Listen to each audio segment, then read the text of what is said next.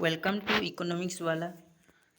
आज आम डिस्कस करवा plus two second year student मानकर को class plus two second year okay plus two second year student गोटे कंपलसरी ओडिया रही ओडिया कंपलसरी सब्जेक्ट से ओडिया कंपलसरी आमर गोटे सुंदर पद्यटे आम पढ़ा जोटा कि तपस्विनी पत्र बोली कहुए ओके बहुत इंटरेस्टिंग टॉपिकटा बहुत सुंदर भाव यहाँ गंगाधर मेहर वर्णना करछंती ओके तो सही सुंदर स्टोरीटा को आम जानिबा तपस्विनीर पत्र माने कौन सेटा आम जानिबा। तपस्विनीर पत्र एटा लिखिछंती गंगाधर मेहर जोटा कि विशेष विख्यात लेखक गंगाधर मेहर लिखिछंती तपस्विनीर पत्र। ए जगह तपस्विनी माने किए जानिछ? ए जगह तपस्विनी माने कि तपस्विनी तपस्विनी माने होचे सीता। सीता को आम कौन कहूँ तपस्विनी बोली कह जाउछि ओके। ए जगह सीता को कौन कह तपस्विनी बोली कह जाउछि। तपस्विनीर पत्र मान होछि सीतांकर पत्र। सीता कौन पाई पत्र बा चिठीटा लिखिछंती काहाकू लिखिछंती सेटा आज आम ए विशेष पद्यर सारांश ताकू आम डिटेल्स भाव पढ़ा जानिबा कौन कहूछि ए कविताटी ओके। कविता को जीवा पूर्व आम लेखक विषय किछि जानिबा। लेखक जी कि गंगाधर मेहर होछि लेखक। तांकर जन्म होता 1862 आउ 1924 रे से देहांत होते ओके। तांकर जन्म स्थान थिला बरपाली बरगढ़ बरपाली ठारे से जन्मग्रहण करथिले। तांकर अनेक गुड़े रचना से करिसंती लेखक गंगाधर मेहर अनेक गुड़े रचना करछंती जेमती कि हला काव्य इंदुमती हला किचक बोध हला प्रणय बल्लीर तापर तपस्विनी अर्घथाली कविता कोल्लह उत्कल लक्ष्मी रस रत्नाकर पद्मिनी इत्यादि होची तांकर रचना ओके। तो से सब कौन से रचना करछंती दरिद्रता पंकसपूर्ण जीवन सरोवर जात होइतिबा रंगा जीव कवि गंगाधर मेहर सुकुमार साहित्य सरोज। एई कवि जीवन और जीविकार जटिलतार छंदी होई मध्य भूली नथिले बाणी आराधना ओके।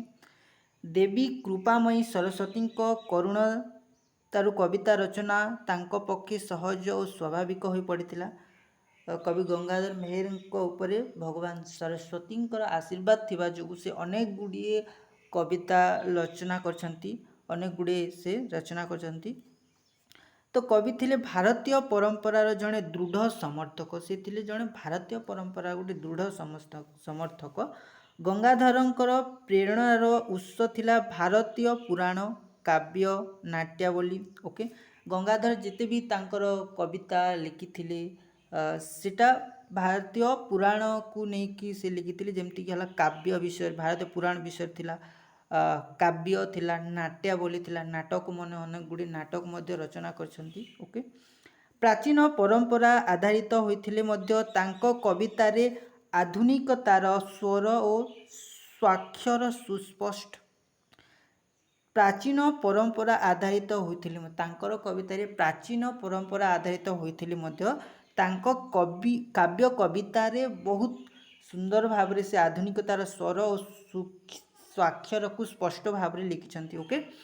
तांकर भावराजी नीति और आदर्शर कठोर श्रृंखलता शासित होइथिले मध्य विविध मानवीय दुर्बलता को से परिहार करि पारंती ना।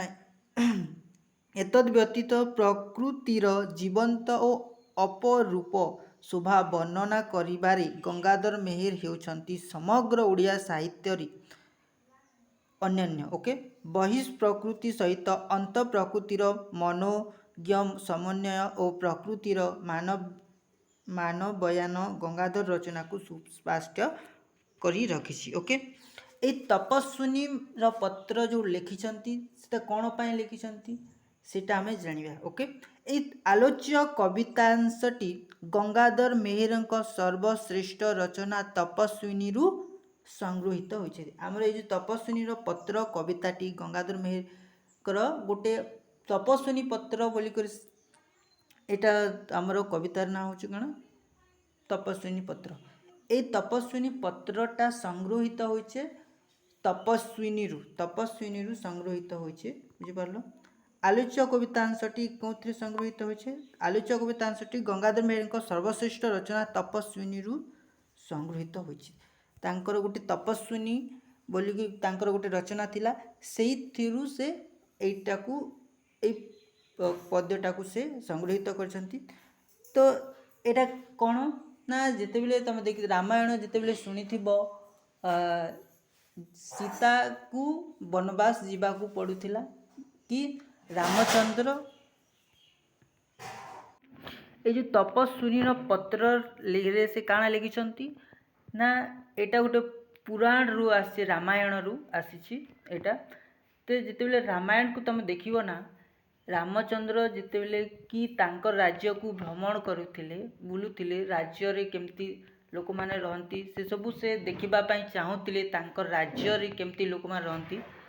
तो बुलु बुलु काଣା हला ना गोटे जागा रे गोटे घरे जेंटा कि धोबा हुआ जाए से माने तांको भितरे किछि कथा होउथिला जोटा कि कथा हो रामचंद्रंकर कथा पड़िला कि धोबा और धोबेन बोली जहाँ कुआ जाइसी से जेतेबेले ता बापा घर को जाइथिला धोबुणीटा सेतेबेले से 7 दिन कहिकी जाइथिला। ओके, किंतु जेतेबेले से फिरिला बहुत दिन खंडे लेट हिगला फिरबाटा। तो लेट रे फिरिला जेहेतु तो से दुई स्वामी स्त्री भितरे बा दुई दंपति भितरे झगड़ा है। तो से झगड़ा है तो झगड़ा हवा समय राजा जितेबले जाउथिले रामचंद्र तांको राज्य को भ्रमण करथिले से समय से शुणिले कि रामचंद्र तो एते बड़ राजा तांकर विख्यात रही एते बड़ है कि तांको स्त्री को से रखिले बोली कहले। माने से समय काण हेतिला ना सीता को के हरण करने रावण हरण करने। तो इन से कथाटा पड़ेगा कि रामचंद्र एते बड़ राजा है कि तांको सीता तांकर पत्नी को हरण करके नहीं तथापि से तांको घरे रखिछंती किसी असुविधा नहीं। आ तमे कौन मो बापा घरे टिके लेट है कि तमे मते एमती कथा कहूछ बोली कहले। तो दुई जन भितर झगड़ा है। तो सही कथा को जितेबले रामचंद्र शुणिले तो रामचंद्र शुणिला परे कौन है ना लक्ष्मण को डाकिले आउ लक्ष्मण को डाकिला परे से सीता को नहीं कि जंगल रे छाड़ी देवा को आदेश देले रामचंद्र लक्ष्मण को।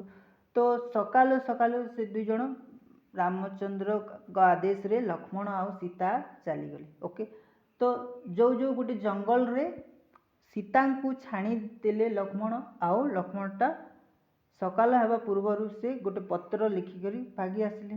तो से पत्र को सीता पढ़िले तापर जानिले कि तांको छाड़ी दिया जाइए हेना बोली कहले।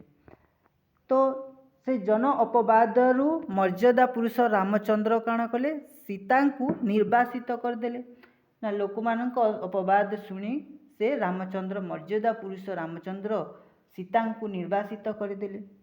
तो सीता को जिते निर्वासित करदेले तो सीता कौन कले ना वाल्मीकि आश्रम रे अंतसत्व सीतांकर आरंभ हुए पतिहित साधन तपस्या। जितेबले सीता को जंगल रे छाड़ीदेले सेतेबेले सीता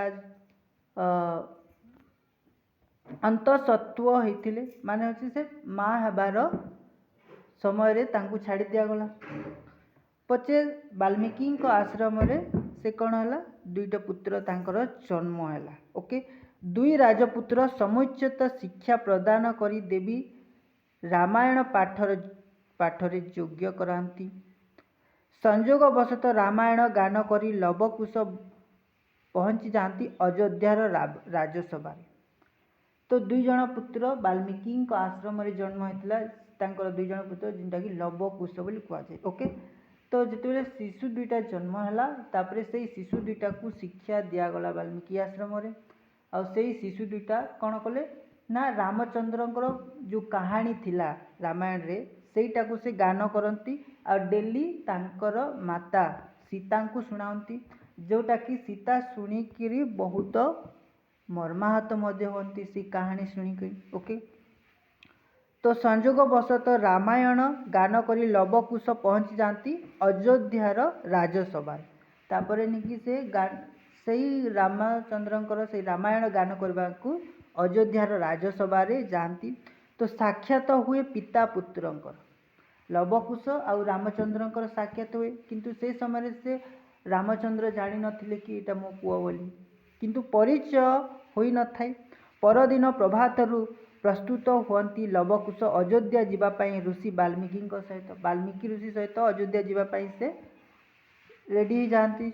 ओके सीता से बेले समस्त विषय शुणी मर्माहत हुअंती जेहेतु तांको पुत्र दुटा अयोध्यार राज्यसभा को जीवे तो यही सब कथा शुणिक सीता कौन हुए मर्माहत हुअंती। तांकर हठात रामचंद्र ऊपर संदेह जात हुए नारीकर मुख्य हूँ कौन संदेह तो से भली सीता मन में गोटे संदेह जात होती कौन संदेहटा ना यही जन्म पाई एक पत्नी व्रत अवलंबन कर रामचंद्र कौन तेज द्वितीय पत्नी वर्ण कले रामचंद्र जे कि एक पत्नी व्रत अवलंबन करते माने से केवल तांको जीवन रे से केवल गोटे स्त्री को ही विवाह हेबे आउ द्वितीय विवाह के करेंगे नहीं बोलिक से व्रतता पालन करते किंतु जो राजसभा होची अयोध्या रे राजसभा होची तो से जो तांकर दुईटा पुत्र को वाल्मीकि सहित तांको लवकुश पुत्र दुईटा जीवे तो सेन संदेह जात होइछे कि एक पत्नी व्रत अवलंबन करिथिबा रामचंद्र कौन द्वितीय विवाह करिवे बोलिक से तांको मन रे एटा कौन होइछे जात होइछे संदेह। नहेले यज्ञ कार्य करूछंती किपरि नहेले से यज्ञ कार्य किपरि करूछंती नहेले से यज्ञ कार्य किपरि करूछंती पत्नीर अवर्तन मानरे यज्ञ कार्य तो असंभव पत्नीर बिना अनुपस्थिति माने पत्नी जिते बेले स्वामी और स्त्री दुईटा लोक जदि थिले सुना यज्ञटा हुए पति थिबो पत्नी नथिबो बोले यज्ञ कार्य तो हम असंभव। ओके तो पत्नीर अनुपस्थिति से केमती यज्ञ कार्य करुछंती से कथा से संदेह जात हला और से भाविला कि से आउ जड़े स्त्री को से विवाह करछंती कि बोली से संदेह जात होइछे सीता मन रे। ओके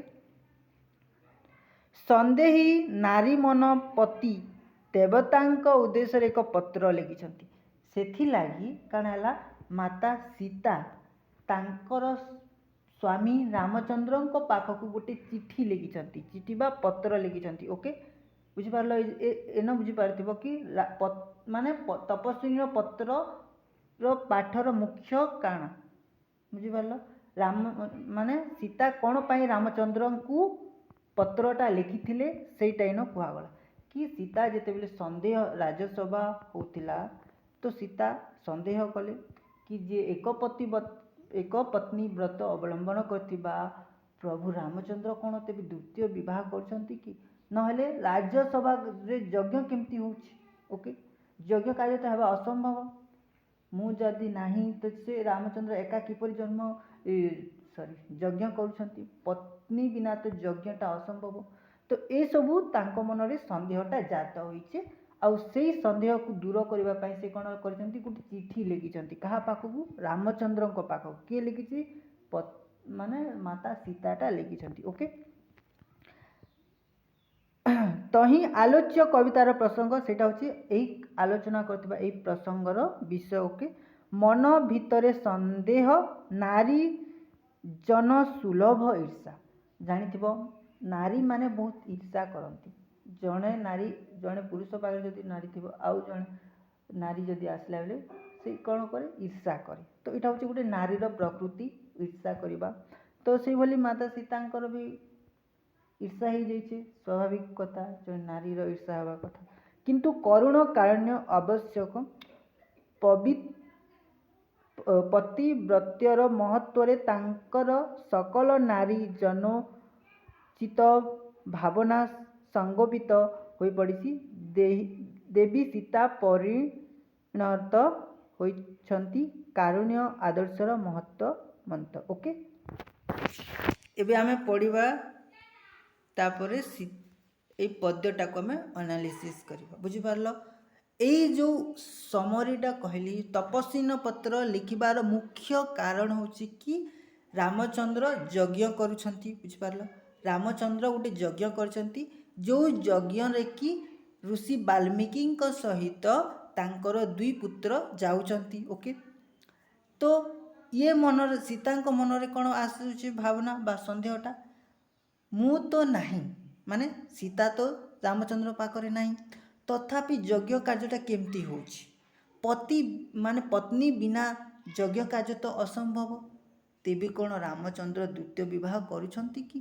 ତ ଏଇସବୁ ସନ୍ଦେହ ଜାତ ହେଇଛି। ତ ସେହି ସନ୍ଦେହକୁ ଦୂର କରିବା ପାଇଁ ମାତା ସୀତା ରାମଚନ୍ଦ୍ରଙ୍କ ପାଖକୁ ଗୋଟେ ଚିଠିଟା ଲେଖିଛନ୍ତି। ତ ଚିଠିରେ କ'ଣ କ'ଣ ସେ ଲେଖିଛନ୍ତି ଆମେ ତାକୁ ଜାଣିବା। ଚିଠିରେ ସେ କ'ଣ କ'ଣ ବର୍ଣ୍ଣନା କରି ରାମଚନ୍ଦ୍ରଙ୍କ ଲେଖିଛନ୍ତି ସେଇଟା ଆମେ ଜାଣିବା। ଶରଣ ବତ୍ସଳ ଧ୍ୱଜ ରିପୁ ଗଜାଙ୍କୁଶ, ଦୁଃଖଗିରି ବଜ୍ର ଯହିଁ ଦେଖନ୍ତି ବିଦୁଷ, ରାଜେଶ୍ୱରଙ୍କ ସେ ପଦ ପଦ୍ମ ଦ୍ୱନ୍ଦେ, ଦୀନ ଭିକାରୁଣୀ ଦୁରୁ ନତ ଶିରେ ବନ୍ଦେ। ଏନ କାଣା କହିଲା? ଶରଣ ବତ୍ସଳ ଧ୍ୱଜ। ଶରଣ ବତ୍ସଳ ମାନେ କ'ଣ? ଯିଏକି ଶରଣାଗତକୁ ନିଜର ସନ୍ତାନ ପରି ସ୍ନେହ କରେ। କିଏ ସ୍ନେହ କରନ୍ତି ନିଜର ସନ୍ତାନ ପରି? ରାମଚନ୍ଦ୍ର। ରାମଚନ୍ଦ୍ରଟା ଯିଏ ଶରଣାଗତ ହୁଏ, ରାମଚନ୍ଦ୍ର ତାଙ୍କୁ ନିଜର ସନ୍ତାନ ପରି ସ୍ନେହ କରନ୍ତି। ଓକେ, ଧ୍ୱଜ ମାନେ କ'ଣ? ଧ୍ୱଜ ମାନେ ହେଉଛି ପତାକା। ତ ରିପୁ ଗଜାଙ୍କୁଶ, ରିପୁ ମାନେ ହେଉଛି ଶତ୍ରୁ, ଗଜାଙ୍କୁଶ ମାନେ ହେଉଛି ଯିଏ, ଗଜ ମାନେ କ'ଣ? ହାତୀ। ହାତୀକୁ ଯିଏ ଅଙ୍କୁଶ କରିପାରେ, ନିଜ ଅଙ୍କରେ ଆଣିପାରେ, ସେଟା ହେଉଛି ଗଜାଙ୍କୁଶ। ତ ଶରଣ ବତ୍ସଳ ଧ୍ୱଜ ରିପୁ ଗଜାଙ୍କୁଶ, ତାର କହିବାର ଅର୍ଥ ହେଉଛି କି ଯିଏ ଶରଣାଗତ ହୁଏ, ରାମଚନ୍ଦ୍ରକୁ ଇନ ବର୍ଣ୍ଣନା କରିଛନ୍ତି କି ଯିଏ ଶରଣାଗତକୁ ନିଜର ସନ୍ତାନ ପରି ସ୍ନେହ କରେ, ଆଉ ରିପୁ ଗଜାଙ୍କୁଶ ଯିଏ ଶତ୍ରୁକୁ ଗଜାଙ୍କୁଶ ପରି ନିଜ ଅଙ୍କରେ କରିପାରେ, ଦୁଃଖଗିରି ବଜ୍ର ଯହିଁ ଦେଖନ୍ତି ବିଦୁଷ। ତା ମାନେ ହେଉଛି କ'ଣ? ଦୁଃଖଗିରି ବଜ୍ର ମାନେ ହେଉଛି ଦୁଃଖ ରୂପକ ବଜ୍ରକୁ ଯିଏ ଦେଖନ୍ତି ବିଦୁଷରେ। ବିଦୁଷ ମାନେ ପଣ୍ଡିତ। ପଣ୍ଡିତ ମାନେ ଯେଭଳି ଦୁଃଖ ରୂପକ ବଜ୍ରକୁ ଦେଖନ୍ତି, ଠିକ୍ ସେହିପରି ବୋଲଛି। ରାଜା ରାଜେଶ୍ୱରଙ୍କ ସେ ପଦ ପଦ୍ମ ଦ୍ୱନ୍ଦେ, ଦୀନ ଭିକାରୁଣୀ ଦୁରୁ ନତ ଶିରେ ବନ୍ଦେ। ମାନେ ରାଜା ରାଜେଶ୍ୱର ମାନେ କିଏ? ରାମଚନ୍ଦ୍ର। ରାମଚନ୍ଦ୍ରଙ୍କର ସେହି 2 ପାଦ ପଦ୍ମରେ ମୁଁ ଦୂରରୁ ଥାଇ ଗୋଟେ ଦୀନ ଭିକାରୁଣୀଟିଏ ତାଙ୍କର ପାଦ ପଦ୍ମ ଦ୍ୱାରରେ ମୁଣ୍ଡ ନୁଆଇଁ ବନ୍ଦନା କରୁଛି ବୋଲିକରି କିଏ ଲେଖିଛନ୍ତି? ସୀତା ଲେଖିଛନ୍ତି ରାମଚନ୍ଦ୍ରଙ୍କ ପାଖକୁ। ତାପରେ ପୁଣି କ'ଣ ଲେଖିଛନ୍ତି? କରିବାକୁ ମଧୁ ଆଶା ତିମିର ଭେଦନ, କାତରେ କାନ୍ତରେ ଥାଇ କରେ ନିବେଦନ, ମହାରାଜା ମହାଯଜ୍ଞ ହୋଇଛି ଦୀକ୍ଷିତ, ନବବାମା ହେଉଥିବେ ବାମାଙ୍କେ ବିକିତ। ସେ କାଣା କହିଲେ ତାପରେ? କି କରିବାକୁ ମଧୁ ଆଶା ତିମିର ଭେଦନ। କରିବାକୁ ମଧୁ ଆଶା ତିମିର ଭେଦନ ମାନେ ମଧୁର ରୂପକ, ମାନେ ମଧୁର ଆଶା ରୂପକ ଅନ୍ଧକାରକୁ, ମଧୁର ଆଶା ରୂପକ ଅନ୍ଧକାରକୁ ଦୂର କରିବା ପାଇଁ ମୁଁ କାତରେ କାନ୍ତରେ ଥାଇ କରେ ନିବେଦନ। ମାନେ ହେଉଛି ସେଇ ମଧୁର ଆଶା ରୂପକ ସନ୍ଦେହକୁ, ତାଙ୍କ ମନରେ ଯେଉଁ ସନ୍ଦେହଟା ଜାତ ହୋଇଛି, ସେହି ସନ୍ଦେହକୁ, ସେଇ ଅନ୍ଧାର ଭିତରକୁ ଦୂର କରିବା ପାଇଁ ସୀତା କ'ଣ କହିଲେ ନା ଜଙ୍ଗଲରେ ଥାଇକରି ନିବେଦନ କରୁଛନ୍ତି। କାହାକୁ? ରାମଚନ୍ଦ୍ରଙ୍କୁ। ଓକେ, ତ ମହାରାଜା ମହାଯଜ୍ଞ ହୋଇଛି ଦୀକ୍ଷିତ, ନବବାମା ହେଉଥିବେ ବାମାଙ୍କେ ବିକିତ। ମହାରାଜା ମାନେ ହେଉଛି ରାମଚନ୍ଦ୍ର, ଯେଉଁ ଯଜ୍ଞରେ ଦୀକ୍ଷିତ ହେଇଛନ୍ତି, ମାନେ ମହାରାଜା ଯେଉଁ ଯଜ୍ଞ କରୁଛନ୍ତି ସେଥିରେ ନବବାମା ହେଉଥିବେ ବାମାଙ୍କେ ବିକିତ। ନବବାମା ମାନେ ହେଉଛି କିଏ? ରାମଚନ୍ଦ୍ର सीता गला पर रामचंद्र जो नुआ पत्नी को विवाह करी बुझिपार नवबामा होचे सीता परे जो नुआ स्त्री को माने द्वितीय विवाह करेंगे रामचंद्र सेटा होचे नवबामा तो से रामचंद्र को द्वितीय विवाह पत्नी तांकर बाम पटरे कारण बाम दिगरे से कौन करेंगे बसी थे बोली सीता कहले वर्णना कले महाराजा महायज्ञ होइछि दीक्षित नवबामा हेउथिबे बामांके विकित माने से यज्ञ जो रामचंद्रटा रहिबे से यज्ञ रामचंद्र रहिबे तांकर बाम पटरे तांकर द्वितीय पत्नी दृश्यमान हेबे तांकर बाम पटरे बोली करी चिठी रे लिखिछंती मुग्ध बधू मुग्ध हेबे बोली सतगुण बढ़ी जाऊ तुम सकल सद्गुण आचरित महायज्ञ करिब प्रदान आशेष रत्न धन क्षम वस्त्र मान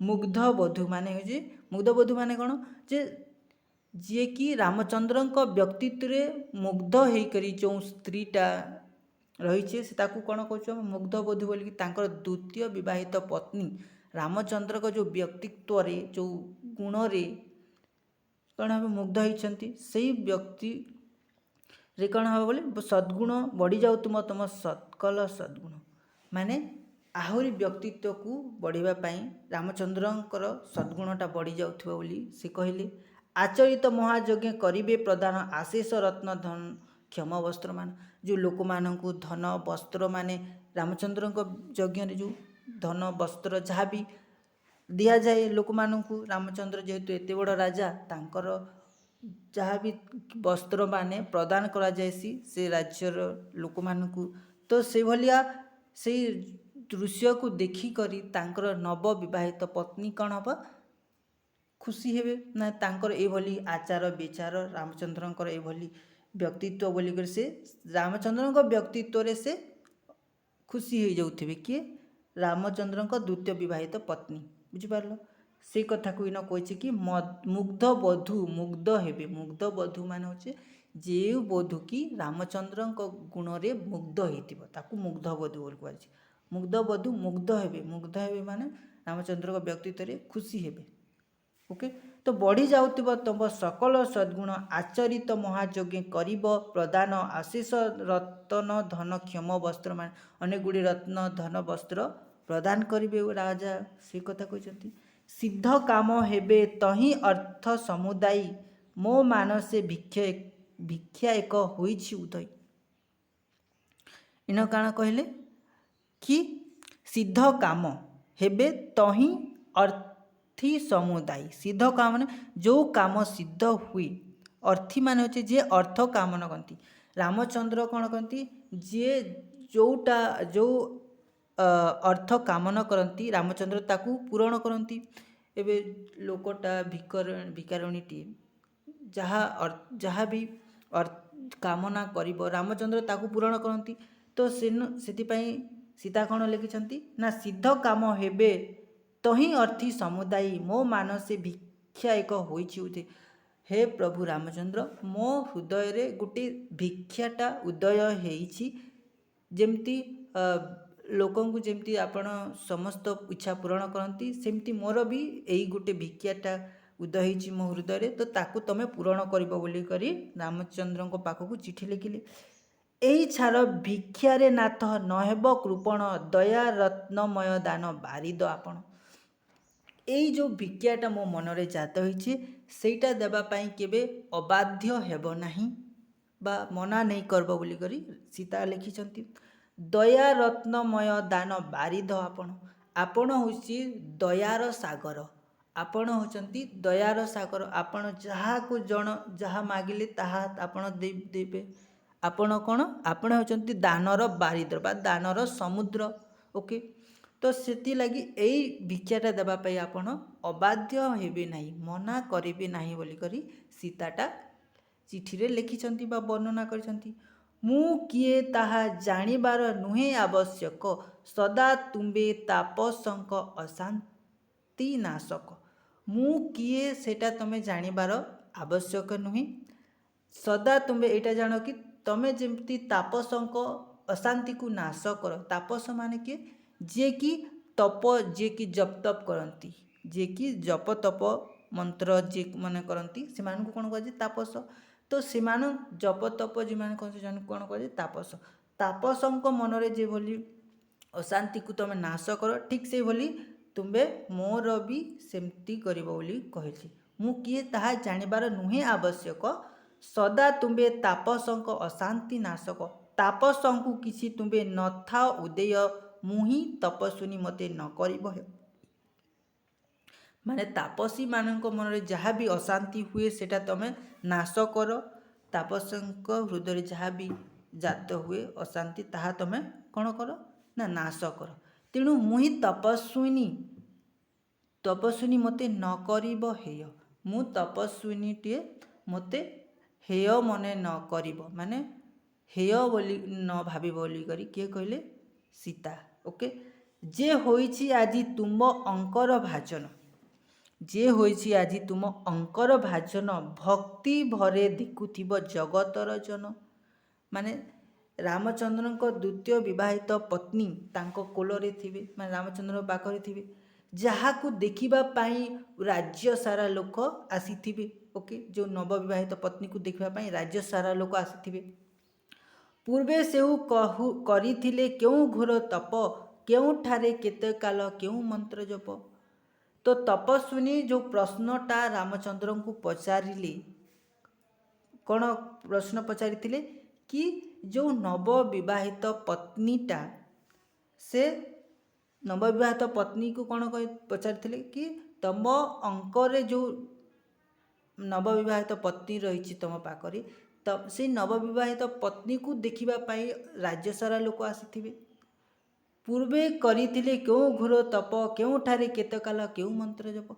से नवविवाहित पत्नीटा केउ जन्मरे केते काल केते समय से केउ मंत्र जप करथिले कि एई जन्म रे तुमको पति रूपे पाइछंती। तो सेईटा टिके मते जणे दियो बोली करी सीता कहिले रामचंद्र को कोथरे चिट्ठी रे लिखिछंती सेटा। ओके एहा मात्रे प्रभु मते देवटी जणाई अन्य किछि धने मोर प्रयोजन नाई। एई कथाटी प्रभु मते टिके जणे दियो कि सेई द्वितीय विवाह पत्नीटा केउ काल रे केउ मंत्र जप करी आपण को एई जन्म रे गोटे पति रूपे पाइछंती सेईटा टिके मते टिके जणे देबो। आउ एहा छड़ा आरो कोनोसी मोर प्रयोजन नाही सेईटा गोटे प्रश्नटा मो मनरे संदेहटा जात होइचे सेई प्रश्नर उत्तरटा मते टिके जणे देबो बोली करी कहिले। कोटि अश्वमेध जेते धन हुए दान तहेरु अधिक ताहा हेब मोर ज्ञान। कोटि अश्वमेध को दान कले जेतिकी धन हुए ताठारु अधिक हेब जदि एई प्रश्नर उत्तरटा मते टिके देई देबो बोली कहिले के सीता। ओके तापरे आउ एक कथा मात्र अछि अनुरोध सॉरी आउ गोटे कथा मोर गोटे आउ गोटे कथा अनुरोध होइछि कि दुखिनीर पुत्र जुग अत्यंत अबोध। दुखिनी माने किए सीता। सीता कहले मोर दुईटी पुत्रटा बहुत अबोध माने होछि दुष्टामी बहुत दुष्ट पुआ दुईटा मोर नाही तांको पितृकोल आरोहण भाग्य। मोर से दुईटा पुत्रर कौन सी पितृकुलर आरोहण नहीं ना से तांको बापा माँ को तांको बापा को देखी नांती बापार स्नेह कौन से जानी नांती तो न जानती जन्म कालु पितृ अनुराग से जन्म कालरु तांकर पितांकर स्नेह केबे पाई नहीं बोली करी किए लिखिछंती सीता लिखिछंती चिठी रे तांकर दुईटा पुत्रटा जाउछंती महर्षि सहित तो जानी छंती जननीर जीवन कंदाई बिना तंत्र सहकारे रामायण गाई। से दुईटा पुत्र केवल मोर हृदय को कंदाई जानी मान जननी भाई के सीता सीतार से हृदय को केवल कंदाई जानी कौन केमती कंदाती ना बिना सहकार रे तांकर रामायण गानकारी करी से लवकुश दुईटा कौन करती ना रामायण गान करी सबु बेले तांको माता सीतांकर हृदय को केवल कंदाई जानी। किए न कांदिब बही मानव हृदय तरुलता चय जई हुअंती अक्षय। जो तरुलता गण माने अथय जाती से कौन मनीष हृदय कांदीबनी से कथा कहे तुमर चरित्रे चरिते निजे होइछि विमोहित ଯାଉଛନ୍ତି ଶିଶୁଦ୍ୱୟ ମହର୍ଷି ସହିତ। ତୁମର ସେଇ ଚରିତ୍ର ରାମାୟଣରେ ରାମଚନ୍ଦ୍ରଙ୍କ ଯେଉଁ ଚରିତ୍ର ରହିଛି ସେହି ଚରିତ୍ରରେ ମୋର ଏଇ ଦୁଇଟି ପୁତ୍ରଟା ଆକର୍ଷିତ ହୋଇଯାଇଛନ୍ତି ଆଉ ସେଇଟା ଗାନ କରିବା ପାଇଁ ମହର୍ଷି ସହିତ ଯାଉଛନ୍ତି ବୋଲିକରି ସୀତାଟା ଲେଖିଲେ ଚିଠିରେ। କରିବାକୁ ତୁମ୍ବ ପଦ ପଙ୍କଜ ଦର୍ଶନ ମନ ତାଙ୍କ ନେଉଅଛି କରି ଆକର୍ଷଣ। ତୁମର ପଦ ପଙ୍କଜର ଦର୍ଶନ ପାଇଁ ତୁମକୁ ଦର୍ଶନ କରିବା ପାଇଁ ମୋର ପୁତ୍ର ଦୁଇଟିର ମନ ଆକର୍ଷିତ ହେଉଛି ବୋଲିକରି ସେ କହିଲେ। ଶୁଣାଇବେ ତୁମ୍ବ ଗତ ଦୁଃଖର କାହାଣୀ ଯାହା ଶୁଣିଲେ ଦୁଃଖିନୀର ହୃଦୟ ହୁଏ ଜାଣି। ତୁମର ଗତ ଦୁଃଖର କାହାଣୀଟା ସେମାନେ ଶୁଣାଇବେ ଯେଉଁଟାକି ଶୁଣିଲେ ଦୁଃଖିନୀର ହୃଦୟ ହାଣି ହୋଇଯାଏ। ମାନେ ଦୁଃଖିନୀର ହୃଦୟଟା କ'ଣ ହେବ? କଷ୍ଟ ହେବ। ନ ଶୁଣିଲେ ତହିଁ ପ୍ରତି ଧାଉଁଥାଏ ମନ ନ ହୁଆଇ କରି ତାର ଐଶ୍ୱର୍ଯ୍ୟ ଦମନ। ସେଇଟା ରାମାୟଣ କଥା ଯଦି ନ ଶୁଣିଲେ ସେଥିପ୍ରତି ଶୁଣିବା ପ୍ରତି ମନଟା ଧାଉଁଥାଏ, ବାରମ୍ବାର ଧାଉଁଥାଏ କି ରାମାୟଣ ଶୁଣିବା ପାଇଁ।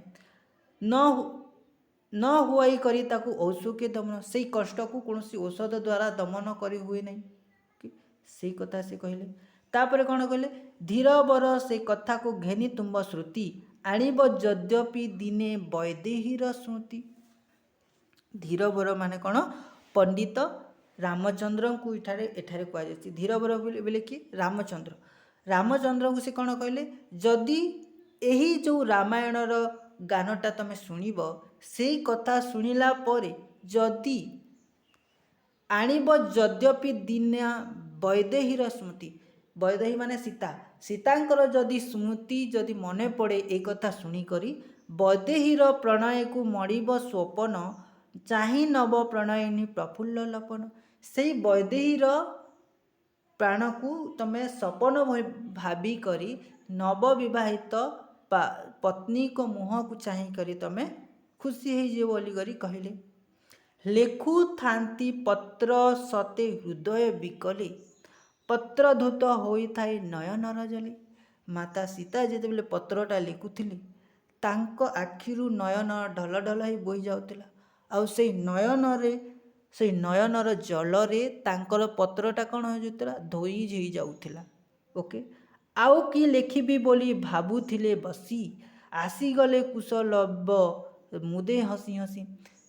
ସେତେବେଳେ ବସିକରି ଆହୁରି ଭାବୁଥିଲେ କି ଆହୁରି କ'ଣ ଲେଖିବେ ବୋଲି ସେ ଭାବୁଥିଲେ, କିନ୍ତୁ ସେହି ସମୟରେ ତାଙ୍କ ଦୁଇଟି ପୁତ୍ରଟା ହସି ହସି ଲବକୁଶ ଆସିଗଲେ ଆଉ ସେତେବେଳେ ତାଙ୍କର ଲେଖାଟା ବନ୍ଦ ହେଇଗଲା। ଓକେ, ଏତିକି ଥିଲା ଆଜିର ଆମର ତପସ୍ୱିନୀର ପତ୍ର ବିଷୟଟି।